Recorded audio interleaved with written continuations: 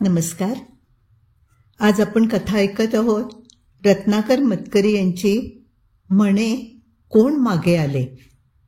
त्यांच्या कबंध या कथासंग्रहामध्ये ही कथा आहे. ऐकूया. म्हणे कोण मागे आले. गाडी वळणावर वळली तेव्हा डॉक्टर दिवेकरांना भास झाला की कोणीतरी आपला पाठलाग करतंय. अस्वस्थपणे त्यांनी आरशात नजर टाकली. खरोखरच एक मोटरसायकल त्यांच्या गाडीच्या पाठोपाठ येत होती. कोणीतरी आपल्या गाडीच्या मागोमाग येत आहे असा भास डॉक्टरांना नेहमीच व्हायचा. त्यात विशेष काही नव्हतं. आरशात पाठीमागच्या वाहनांची झुंड दिसायची. त्यातील काही वाहनं रस्ता बदलून जायची. जी शिल्लक राहत ती मागे येत आहेतचं वाटायचं. पुन्हा नवीन वाहनं दिसू लागायची. जुनी वेग वाढवून जायची. मूळचे एकात दुसरे राहायचे. तेच पाठलाग करत आहे असं वाटायचं. चमत्कारिक भास. डॉक्टरांना या भासाची मौज वाटायची. कोण कशाला येतंय आपल्या गाडीच्या मागे. पण एकाच दिशेने वाहनं न्यावी लागतात म्हणून असं घडतं एवढंच. गंमतच आहे नुसती. पण आजकाल त्यांना कशाचीच फारशी गंमत वाटत नसे. वळणावर सगळ्या गाड्या वळल्या आणि त्यांची गाडी एकटीच एका शांत रस्त्याने जाऊ लागली. तिच्या मागे ती मोटरसायकल. या वळणावर नेहमी असंच व्हायचं. हॉस्पिटलकडे जाणारा रस्ता अगदी शांत होता. सगळ्या गाड्या नेहमी डावीकडच्या रस्त्याने पुढे निघून जायच्या. एकाच दुसरीच गाडी हॉस्पिटलच्या रस्त्याने जात असायची. मग आज ही मोटरसायकल कुणाची. डॉक्टर उगाचच अस्वस्थ झाले. डॉक्टर सप्तर्षींच्या आठवणीने. सप्तर्षी नेहमी मोटरसायकलवरून यायचा. रस्ता अतिशय शांत होता. रहदारी जवळजवळ नव्हतीच. डॉक्टरांची गाडी आणि पाठीमागे मोटरसायकलवर कोण आहे हा माणूस. आरशात काळे कपडे दिसले. काळा बुशर्ट, काळी पॅन्ट. डॉक्टर सप्तर्षी नेहमी काळे कपडे घालायचा. खरं तर डॉक्टराच्या पेशाला हे असले कपडे मुळीच शोभत नाहीत. पण सप्तर्षी स्वतःला काय समजायचा कुणास ठाऊक. दिसायला देखणा होता. गोरागोमटा होता हे खरं आहे.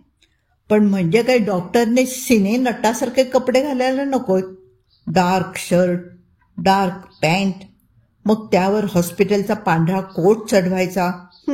नाटकीपणा. दुसरं काय. डॉक्टर सप्तर्षीच्या आठवणीने डॉक्टर दिवेकर अधिकच अस्वस्थ झाले. गेल्या 15 दिवसांपासून त्यांना असंच अस्वस्थ वाटायचं. घाबरल्यासारखं व्हायचं. काही विशेष कारण असो नसो मध्येच खचून गेल्यासारखं व्हायचं. डॉक्टरची प्रकृती अस्वस्थ. हा तर विनोदच होता. ती सुधारण्याचा उपाय माहीत नसावा हा तर अधिकच मोठा विनोद होता. मोटरसायकलवाला जवळ आला. आरशात स्पष्ट दिसू लागला. त्याला पाहताच डॉक्टर दिवेकर एकदम दचकले. ती सडपातळ अंगयष्टी, तेच भुरभुरणारे केस. हा मोटरसायकलवाला डॉक्टर सप्तर्षीच तर नव्हे. पण कसं शक्य आहे ते. डॉक्टर सप्तर्षी 15 दिवसांपूर्वीच ऑपरेशन टेबलवरच वारले होते. डॉक्टर सप्तर्षी आणि डॉक्टर दिवेकर दोघांची भलतीच दाट मैत्री होती. दोघेही एकाच वेळेला मेडिकल कॉलेजमधून बाहेर पडले. दोघेही एकाच वेळी हॉस्पिटलमध्ये जॉईन झाले. दोघेही जवळजवळ एकाच वयाचे होते. पण गोलसर आणि विरू लागलेल्या केसांमुळे दिवेकर भारदस्त वाटायचे. तर देखणेपणामुळे आणि फॅशनेबल पोशाखामुळे सप्तर्षी पोरगेले वाटायचे. त्यांना पाहिल्यावर दोघेही एका वर्गात शिकले हे कुणाला खरंच वाटत नसे. असं असलं तरी दोघांची मैत्री मात्र पक्की होती. दोघांची लग्न अजून व्हायची होती. दोघांनाही संसाराचा व्याप नव्हता. पत्ते खेळायची, चांगले सिनेमे बघायची आवड दोघांनाही सारखीच होती. प्रत्येक विषयात दोघांची मतं जुळणारी होती. असे मजेत दिवस जात होते. हॉस्पिटलमध्ये निलिमा सारंग येईपर्यंत मनातल्या वेड्या शंका दिवेकरांनी काढून टाकल्या आणि ते गाडी चालविण्यावर लक्ष केंद्रित करू लागले. 15 दिवसांपूर्वी सप्तर्षी वारला. तेव्हापासून त्यांचं चित्त ठिकाणावर नव्हतं. अशा वेळी काही ना काहीतरी भास होतात. नाहीतर त्या मोटरसायकलवाल्यावरून सप्तर्षीची आठवण होण्याचं कारणच काय? काळे कपडे काय, हल्ली पुष्कळ तरुण वापरतात. अशीच अंगलट बऱ्याच जणांची असू शकते. केस असे भुरभुरते ठेवण्याची देखील फॅशनच आहे. आपले केस विरू लागले नसते तर आपणही कदाचित. डॉक्टरांनी वेळीच स्वतःला आवरलं. आपण खरोखर मनाला पटवू लागलो आहोत की तो सप्तर्षी नव्हे. त्यासाठी आपण निरनिराळी कारणं देत आहोत. पण खरोखर अशी कारणं देण्याची गरज काय? ज्या अर्थी सप्तर्षी जिवंत नाही त्या अर्थीच तो मोटरसायकलवर असणं शक्य नाही. पण हा एकांत रस्ता, सरळ सापासारखा हिल चढणारा आणि एका बाजूला पाणी, सकाळच्या उन्हात चमकणारं, उघडे बोडके खडक, निर्दय वाटणारे, इनडिफरंट. सगळं पाहिलं तर हे खडक बोलणार नाहीत. यांचं काय जातंय? पण असल्या एका कोंड्या रस्त्याने जायचं म्हणजे माणसाच्या मनाचा किती थरकाप होतो. आपल्यासारख्या सुदृढ शरीराच्या माणसाच्या वाटेला या जगातलं कोण जाऊ शकणार आहे? या जगातलं नाही, पण दुसऱ्या. What do you mean? Share nonsense. हा मोटरसायकलवाला चक्क जिवंत माणूस आहे. आपल्याला त्याची भीती वाटण्याचं कारण काय? पण मग तो आपल्या मागून काय येत असावा? ठीक आहे, त्याला मागून येण्याचं कारण नाही. जाऊ दे पुढे. डॉक्टर दिवेकरांनी गाडीचा वेग मंदावला. जाऊ दे त्याला डावीकडनं पुढे. एवढा रस्ता पडलाय. एकदाचा पुढे जाऊन दिसेनासा झाला की आपल्या मनातलं हे सगळे खुळचट विचार ताबडतोब कुठल्या कुठे नाहीसे होतील, जळमटांसारखे. अरे हो पुढे. पण डॉक्टर दिवेकरांना आश्चर्याचा धक्का बसला. मोटरसायकलवाला पुढे तर गेला नाहीच, पण वेग मंदावून त्यांच्या मागोमागच येत राहिला. निलिमा मोठी गोड मुलगी होती. नर्स म्हणून ती हॉस्पिटलमध्ये रुजू झाली, पण वागण्यात रुबाब होता, डौल होता. मेट्रनपेक्षा काय, पण डॉक्टरपेक्षाही तिचा रुबाब अधिक होता. रुबाब म्हणजे तोरा नव्हे. प्रत्यक्षात ती कधी शिष्टपणे वागत नसे. सर्वांशी मर्यादेने, विनयाने बोलायची. पण हे तिचं मर्यादेने वागणंच इतकं शोभून दिसे की त्यापुढे बाकीच्यांची ऐट फिक्की पडावी. मंजूळ आवाजात ती लाघवीपणे बोलायची. बोलताना गालातल्या गालात किंचित हसायची. हसताना तिच्या गालांना चिमुकल्या खळा पडत. मान वर न करता, नजर न रोखता ती सारं काही ऐकून घ्यायची. मोजकं बोलायची आणि डौलदारपणे इकडून तिकडे वावरायची. तिच्या या साऱ्या वागण्यात एक प्रकारचा जो खानदानीपणा होता त्याचाच कुणालाही मोह पडायचा. निदान दिवेकरांना तरी लगेच मोह पडला. हॉस्पिटलमधून डॉक्टर्स आणि नर्सेस यांच्या चालणाऱ्या भानगडींविषयी आजवर ऐकून ते कंटाळून गेले होते. आपण असल्या लफड्यात काय वाटेल ते झालं तरी अडकायचं नाही, असा निश्चय त्यांनी मेडिकल कॉलेजात असतानाच केला होता.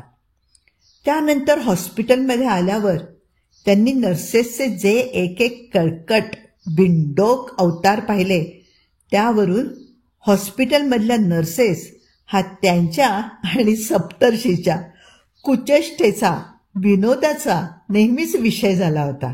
आणि आता निलिमा सारंगने त्यांच्या सगळ्या कल्पना बदलून टाकल्या होत्या. नव्हे, त्यांचं चिमुकलं जगच उलटं पालटं करून टाकलं होतं.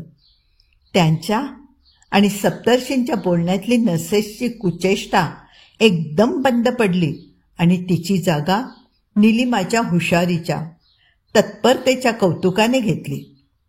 हळूहळू दोघांनी चहा पिण्यात गप्पा मारण्यात तेवढीशी गंमत येईना. निलिमाची आठवण होऊ लागली. काहीतरी निमित्ताने मग दिवेकर निलिमाला बोलवू लागले. तिच्याशी गप्पा मारू लागले. दोघे कॉफी प्यायला बसले की तिला न चुकता बोलावू लागले. तिला अनेक विषयात रस होता, समजही होती. त्यामुळे तिघांच्या गप्पा रंगू लागल्या. डॉक्टरांनी तिला बरोबरीच्या नात्याने वागवलं तरी आपण नर्स आहोत हे निलिमा कधीही विसरत नसे. स्वतःची मर्यादा कधी सोडत नसे. कामातही चुकारपणा करीत नसे.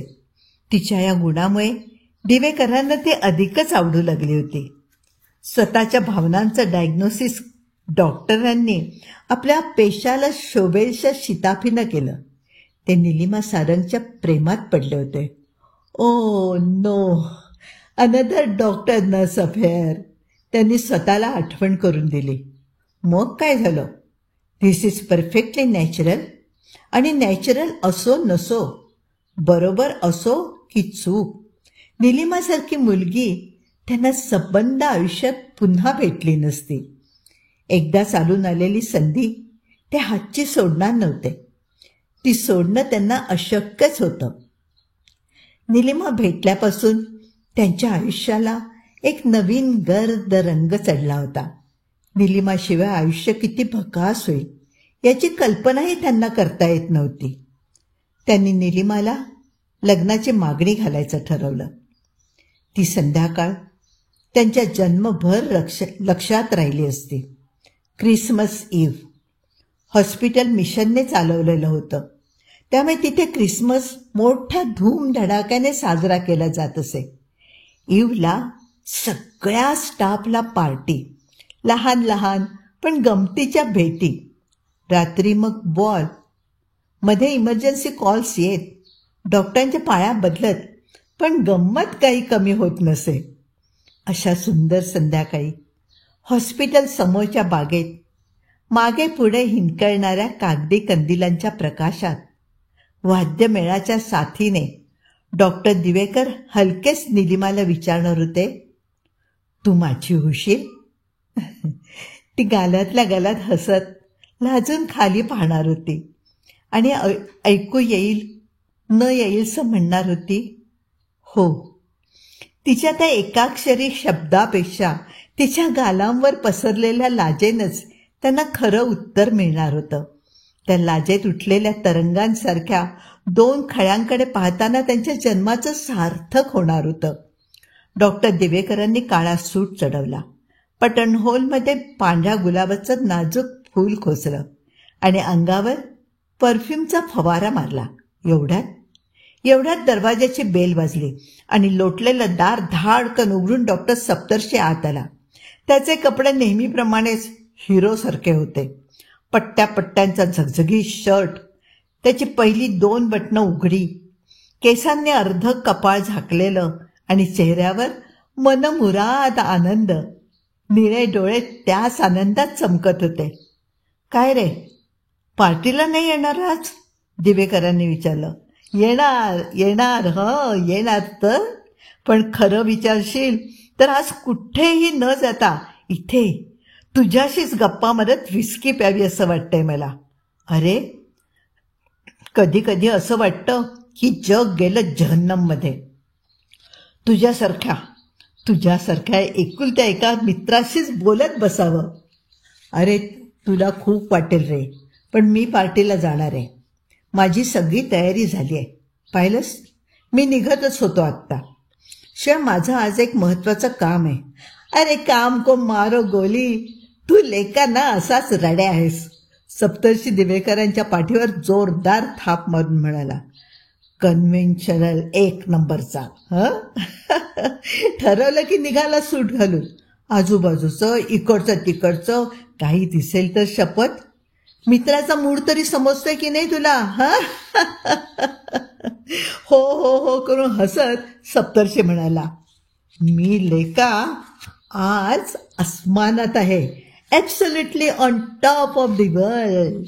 मी दुपारी सहज लंच घेता घेता निलिमा सारंगला प्रपोज केलं. अरे, ती चक्क तयार झाली माझ्याशी लग्न करायला.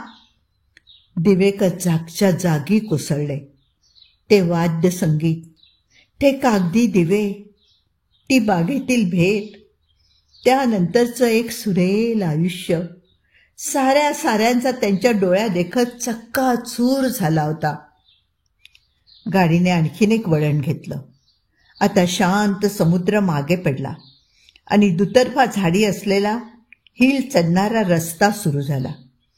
काही वेळ गाडी एकटीच चालत राहिली. मोटरसायकलवाला समुद्राशी समांतर रस्त्याने निघून गेला असावा, पण दुसऱ्या क्षणी मोटरसायकलचा आवाज त्यांच्या कानावर पडला आणि आरशात मोटरसायकल दिसू लागली. छे छे, हा माणूस काही आपला पिच्छा सोडत नाहीये. आणि तो आहे तरी कोण? डॉक्टरने गाडीचा वेग वाढवला. आश्चर्य म्हणजे मोटरसायकलवाल्यानेही वेग वाढवला. त्या चढावर वेग वाढवणं खरं म्हणजे दोघांनाही कठीण होतं.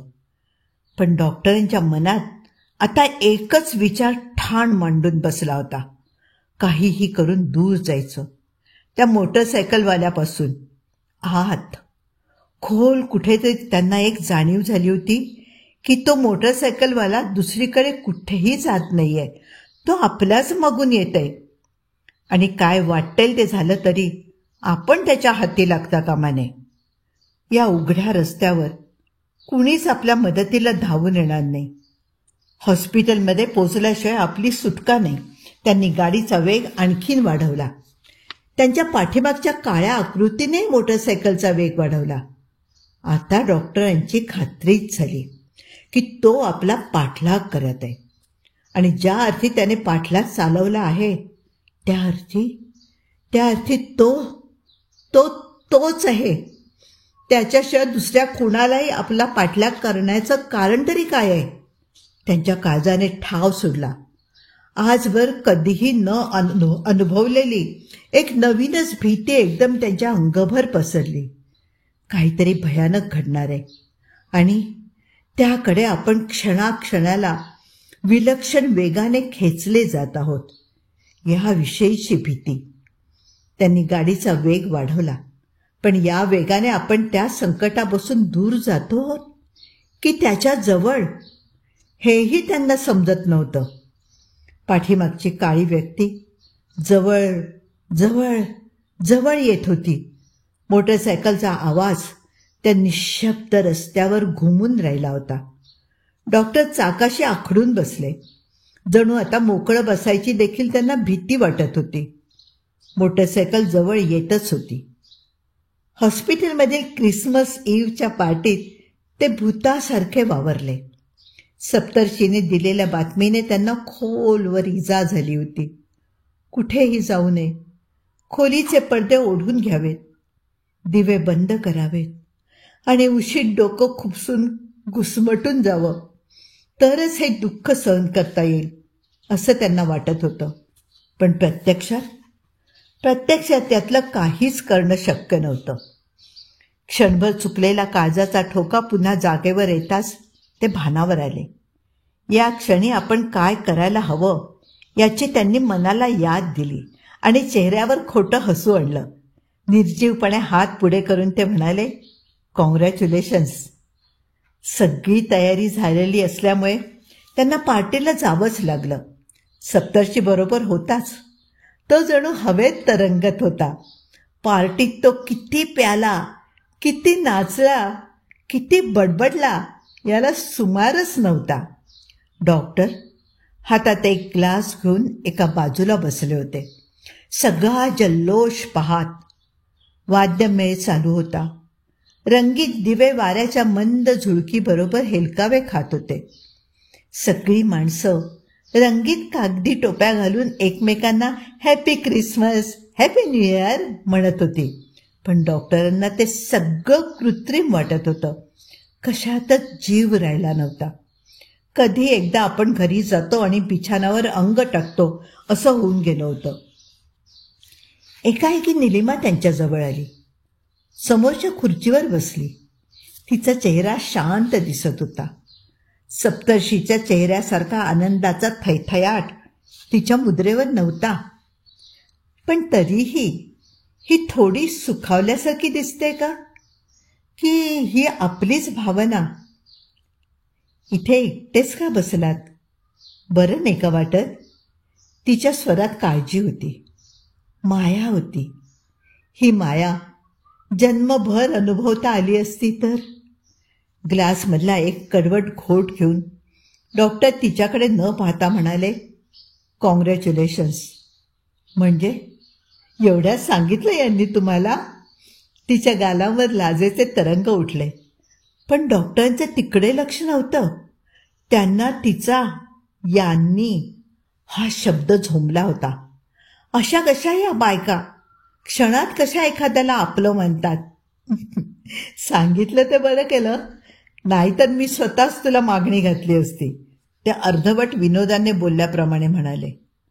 तुम्हा दोघांमध्ये निवड करणं मला कठीण गेलं असतं. तीही काहीशी विनोदानेच म्हणाली. डॉक्टरांचा चेहरा उजळला. त्यांच्या चेहऱ्याकडे पाहूनच तिला आपण काय बोलून गेलो हे ध्यानात येऊन चुकलं. ती लाजली आणि काहीतरी निमित्त काढून तिकडून सटकली. डॉक्टर तिच्या पाठमोऱ्या आकृतीकडे पाहत राहिले. तिच्या शब्दांनी जणू त्यांच्या मेलेल्या आशेवर अमृत शिंपडलं होतं. एकूण आपला तर्क बरोबर होता.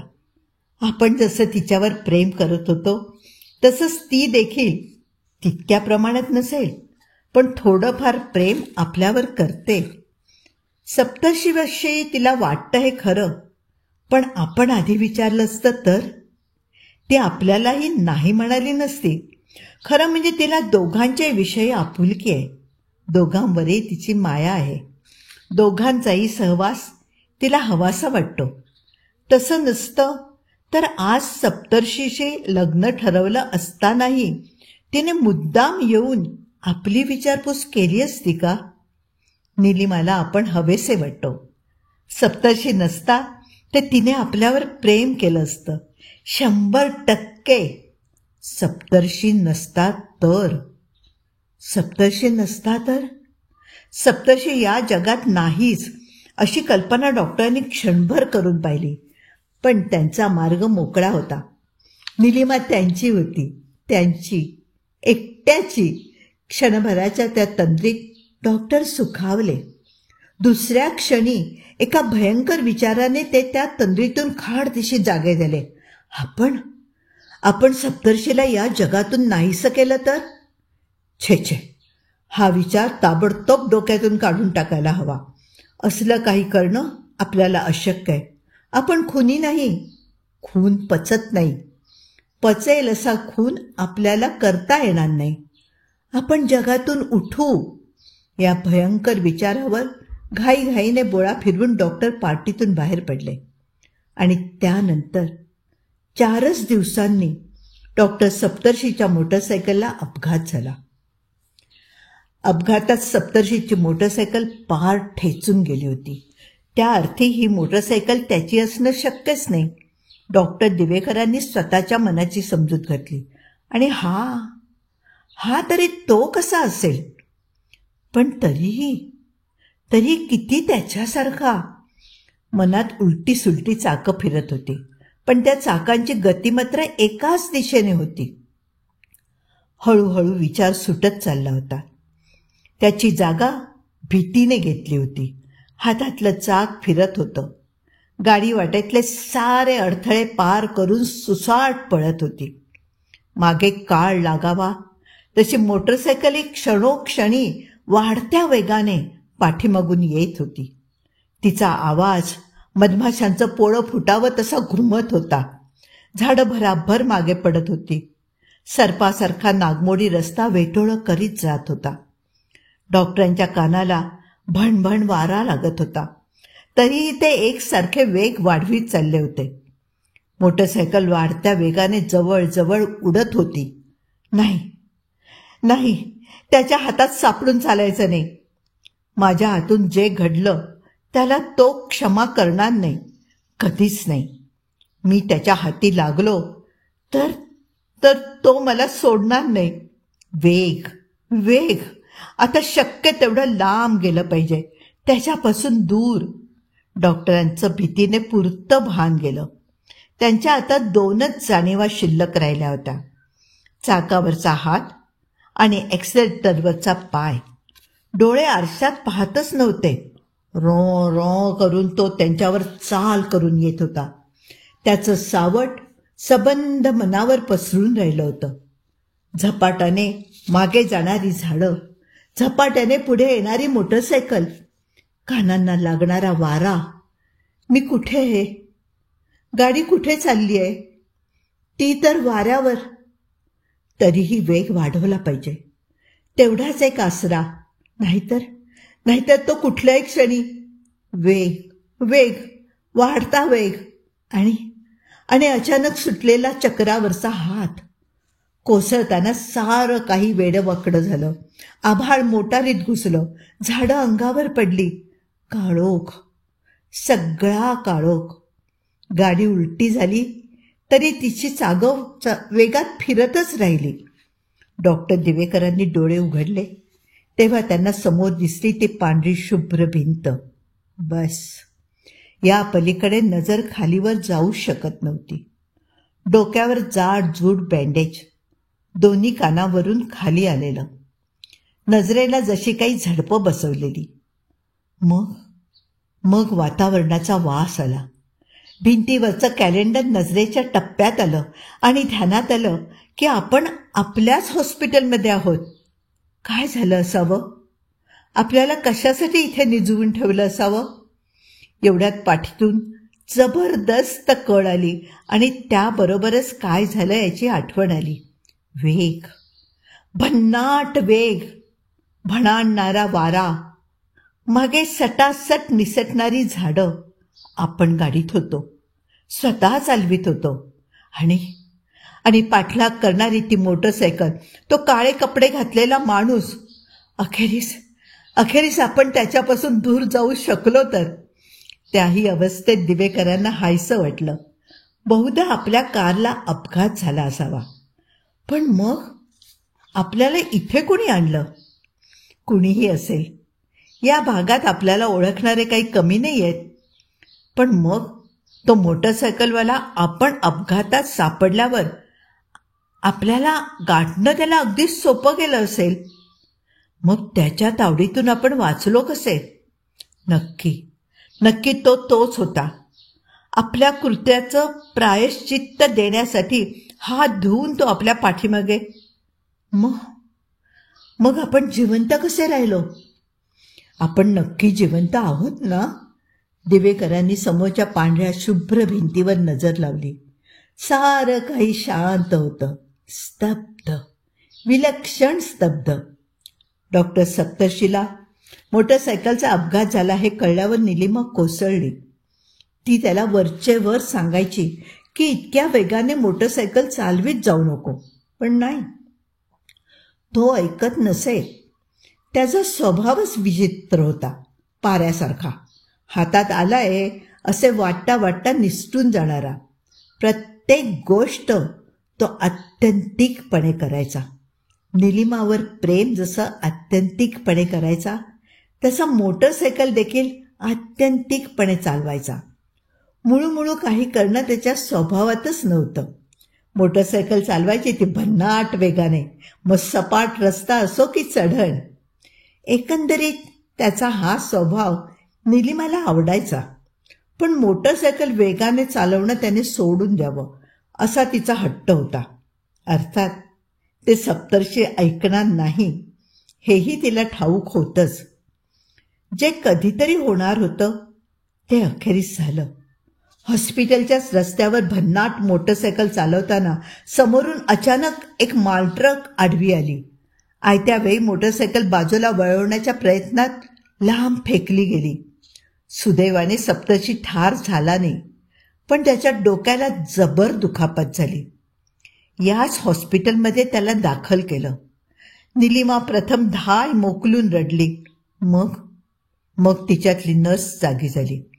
सप्तर्षीला वाचवण्यासाठी ती धीराने उभी राहिली. सप्तर्षीच्या डोक्याचं इमर्जन्सी ऑपरेशन करायला हवं होतं. ऑपरेशनपूर्वी सप्तर्षी शुद्धीवर आला.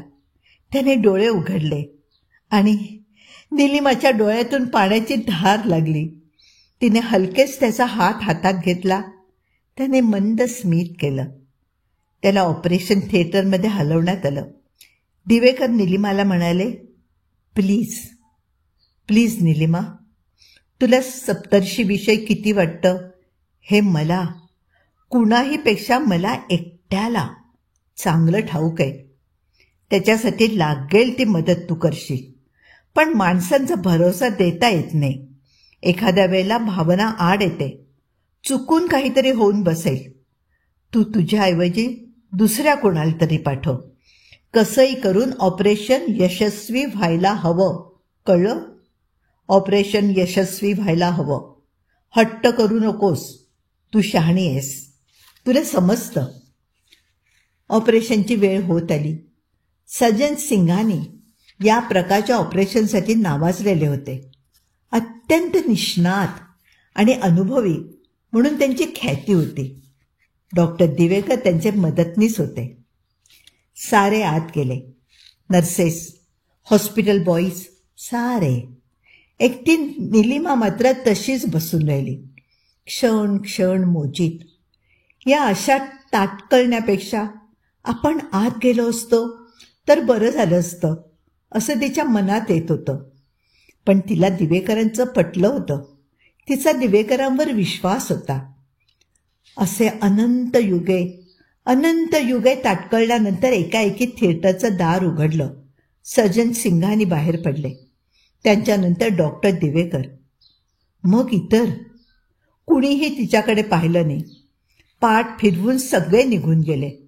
क्षणभर तिला काही कळेना.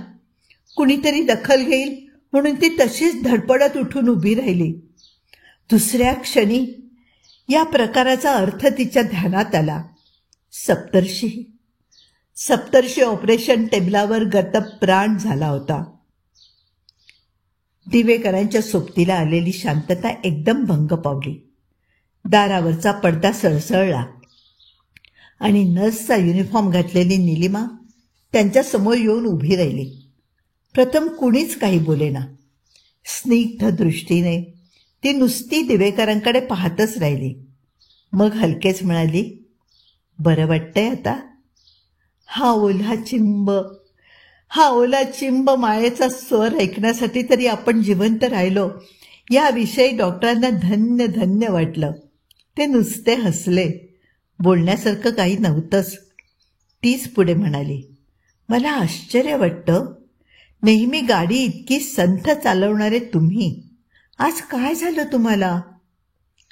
तो आला होता. तो मोटरसायकल फास्ट चालवणारा. त्याने माझा पाठलाग केला आणि म्हणून मला नाईलाजाने गाडी जोरात मारावी लागली. डॉक्टरांना वाटलं एकदा सांगून टाकावं.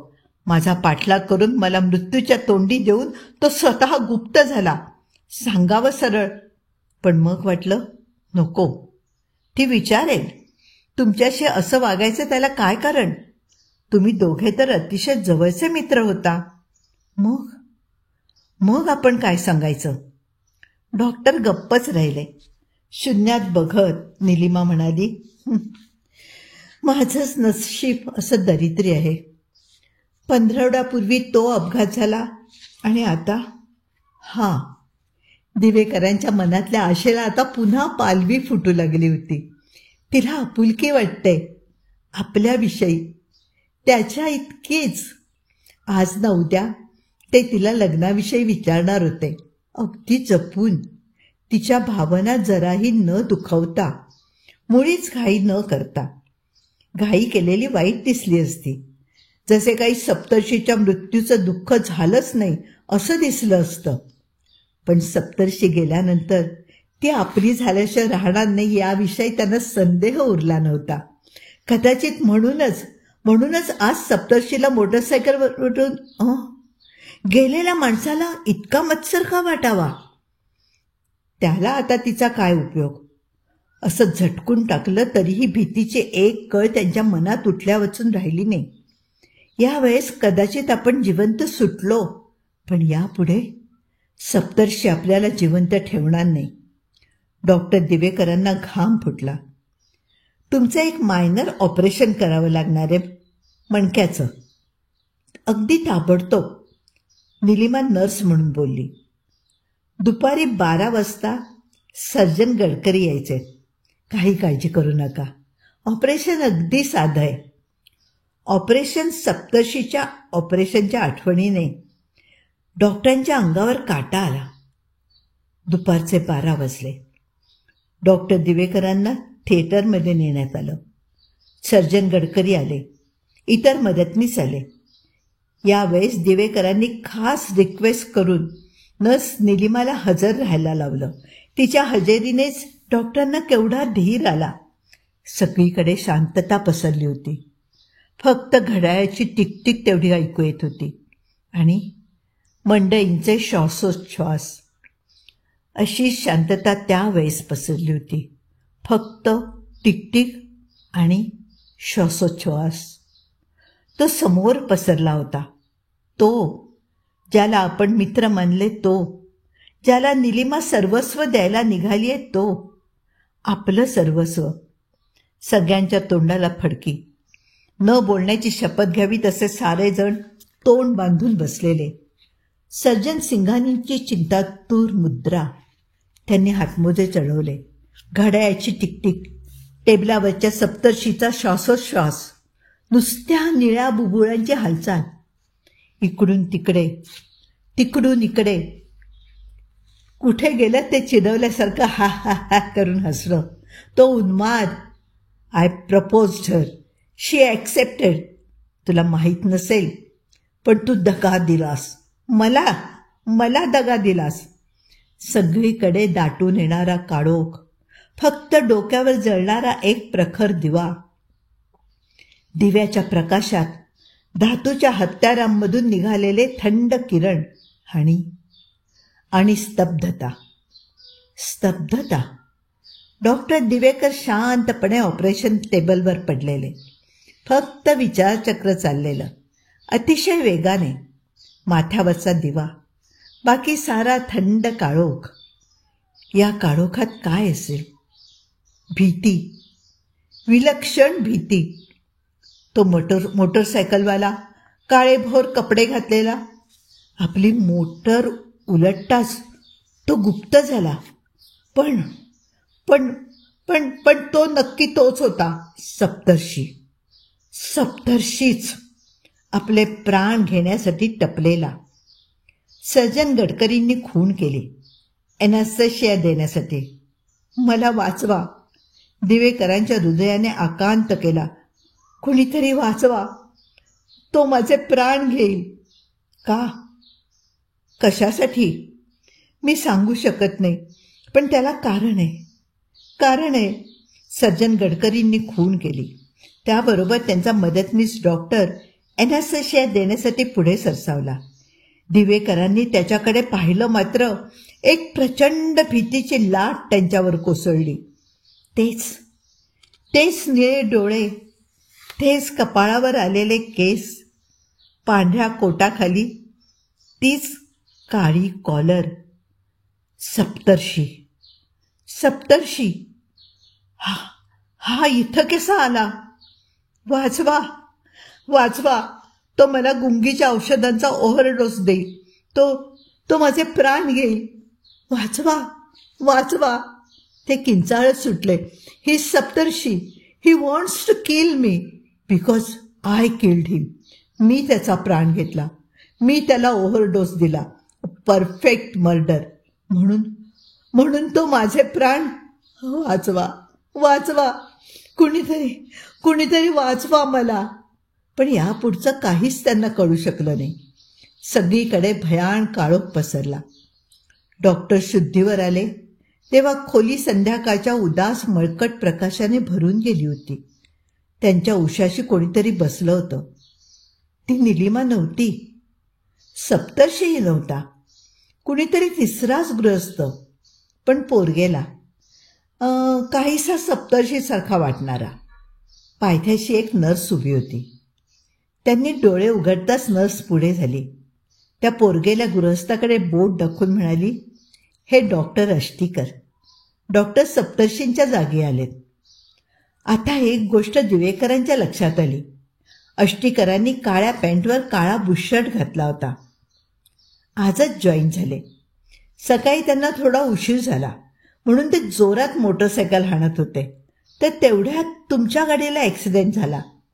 यांनीच तुम्हाला हॉस्पिटलमध्ये आणून पोचवलं. डॉक्टर अष्टीकर हसले. त्यांनी नर्सला खूण केली. ती निघून गेली. नर्सने इतकी सविस्तर ओळख का करून दिली माहिती? ते हसत हसत म्हणाले, मीच तिला तसं सांगितलं. तुमचा गैरसमज झाल्याचं कळलं मला. दुपारी ऑपरेशनच्या वेळेला तुम्ही मला सप्तर्षी समजलात, हो ना?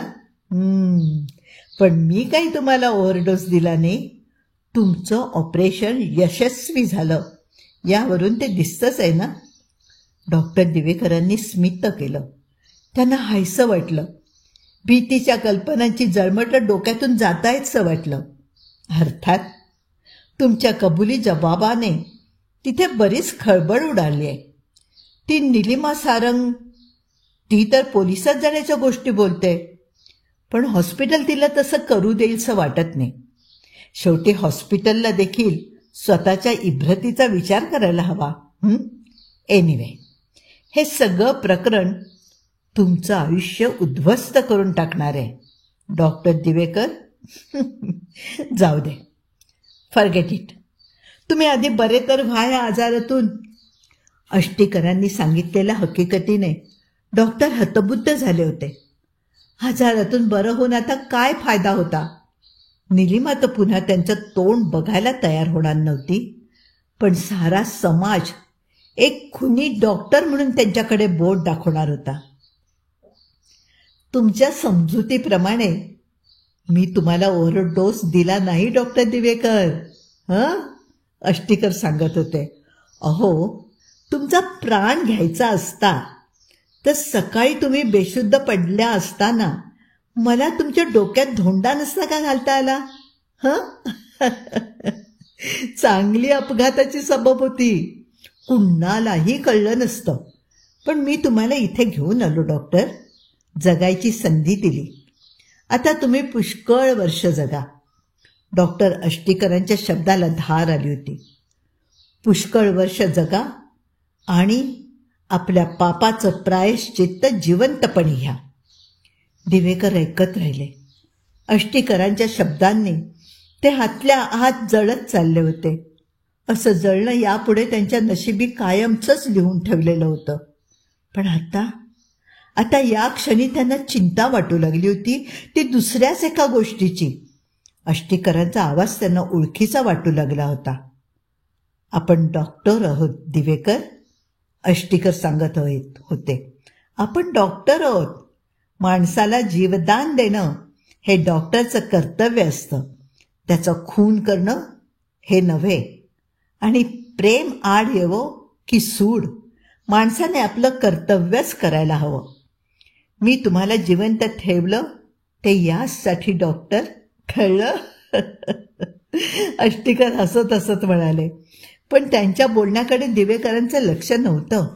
ते अष्टीकरांच्या चेहऱ्याकडे रोखून पाहत होते. तुम्ही मला ओळखलं, हो ना? तुम्ही मला ओळखलं डॉक्टर, अष्टीकर म्हणाले. खऱ्या अष्टीकराला मी आज त्याच्या घरीच डांबून ठेवलंय. सुदैवाने इथे कुणीही त्याला पाहिलेलं नव्हतं. मी थोडंसं वेगळं दिसण्याचा प्रयत्न केला, पण मला अजून रूप पालटणं तितकंसं जमत नाही. सप्तर्षी हसत हसत म्हणाला. Live and let live doctor. जगा आणि जगू द्या. कारण मरण फार भयंकर असतं हो, फार भयंकर असतं. पाहता पाहता त्याचं शरीर विरळ होत गेलं. तो पूर्ण दिसेनासा झाल्यानंतरही काही वेळ त्याचं हास्य ऐकू येतच होतं. कथा इथे संपली आहे. पुन्हा भेटूया नव्या कथेस.